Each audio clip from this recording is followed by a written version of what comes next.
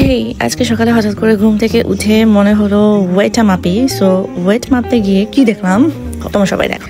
So wait মাপার পরে দেখলাম মাই ওয়েট ইজ 55 অ্যান্ড একবার মাপলাম 55.4 অ্যান্ড যখন নেক্সট টাইম মাপলাম ইট ওয়াজ 55। সো অবভিয়াসলি একটু মনে হলো যে ওয়েট মেশিনে প্রবলেম আছে, বাট তাও round about my weight is 55 something. And বাংলাদেশে থাকতে আমার ওয়েট ছিল 53। সো এখানে লাস্ট 2 ইয়ার্সে আমার 2 কিলোস ওয়েট বেড়ে গেছে। For that reason, I thought about to have a healthy drink. হুজুগে বাঙালি হয় না, সো আমারও মধ্যে আসলে মাঝে মাঝে এরকম হুজুগ কাজ করে। সো যখন দেখলাম ওয়েট বেড়ে গেছে মনে হলো আমার হেলদি কিছু খাওয়া উচিত, এবং সেই জন্যই তৈরি করলাম অ্যাভোকাডো ড্রিঙ্ক।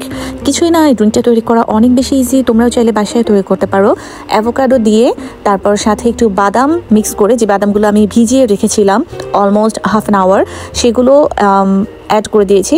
এবং আমি এখানে আমন্ড বাদাম অ্যাড করেছি, তোমরা চাইলে অন্য বাদামও অ্যাড করতে পারো তোমাদের নিজেদের পছন্দ অনুযায়ী। এবং সাথে অ্যাড করে দিয়েছি whole milk 1 glass is more than enough for me.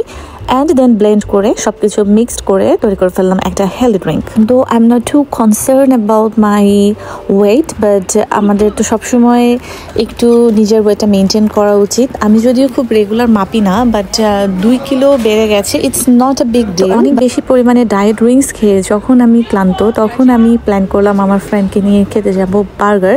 এই জন্য আমরা চলে আসলাম ইলফোর্ড স্টেশনের পাশে মুডিজে। এবং মুডিজে বার্গার লিটারালি আমার খুবই পছন্দের, কারণ normally I don't like dry burger. আর এখানে ম্যাক্সিমাম শপেই ম্যাকডোনাল্ডস হোক বা অন্য যেই শপগুলোতে থাকে ড্রাই বার্গারগুলো, আমার এগুলো খেতে একদমই ভালো লাগে না। আর মুডিজের বার্গারগুলো ভালো লাগার পেছনে একটা কারণ ছিল যে ওদের ম্যাক্সিমাম বার্গারই আসলে অনেক বেশি জুসি থাকে।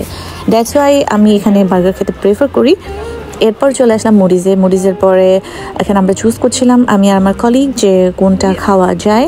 আমি নর্মালি ওদের বিগ মুডিজটা লাইক করি, সো ওখান থেকে একটা বার্গার আমার জন্য, ওর জন্য একটা বার্গার, এবং সাথে কিছু nuggets, French fry and drinks add করলাম। খাবারটা অনেক বেশি ভালো ছিল, কারণ তোমরা যারা এই টাইপের জুসি বার্গার বা একটু বাংলাদেশি টেস্ট পেতে চাও বার্গারে, তারা মুডিজে আসতে পারো। আমি বলবো যে এটা ওয়ার্থি এবং প্রাইসও রিজনেবল। ওদের ডেকোরেশনও মোটামুটি খুব বেশি বড় রেস্টুরেন্ট না, ছোটোখাটোর মধ্যে ওরা খুব সুন্দর করে ডেকোর করেছে। সো এটা নর্মালি লাঞ্চ টাইমে অনেক বেশি বিজি বা কেওয়াস থাকে।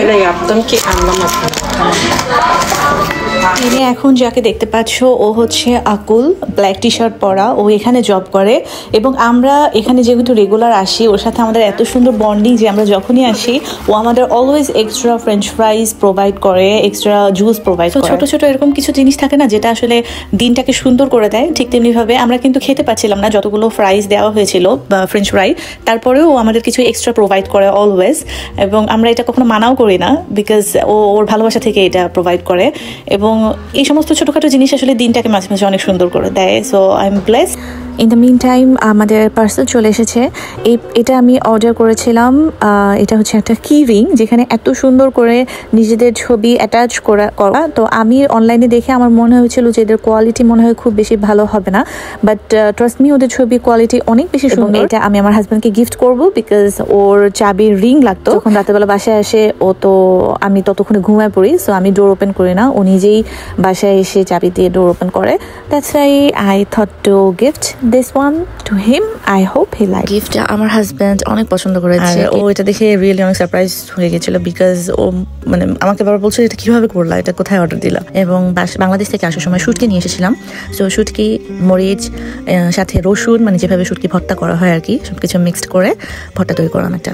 তো আই এম নট আ ভর্তা লাভার, বিকজ ভর্তা খেলে আমার গ্যাসের প্রবলেম হয়, কিন্তু মাঝে মাঝে তো খাওয়া যায়, ইজন্ট ইট।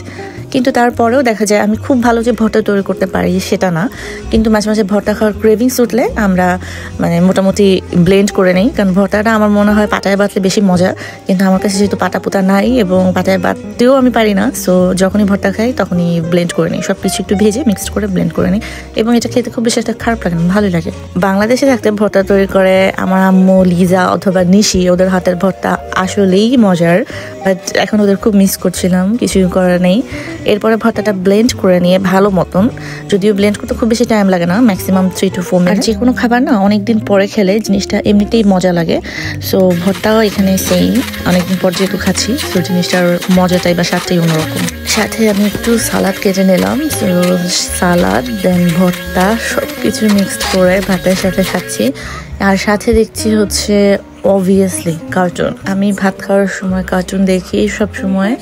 আমার কেন জানি খুব ভালো লাগে, বিকজ আমি ইদানিং কোনো সিরিজ বা কোনো কিছুই দেখি না, এত সময় পাই না আসলে। সো সাথে একটু কার্টুন দেখতে ভালো লাগে। তো এখানে আরেকটা ভর্তা আমি করেছি, সেটা হচ্ছে ডিম ভর্তা। দ্যাটস ইট, আজকে ব্লগ এতটুকুই। আর আপনাদের কি ভর্তা খেতে ভালো লাগে, মানে কোন ভর্তা খেতে ভালো লাগে সেটা কমেন্ট করে জানান।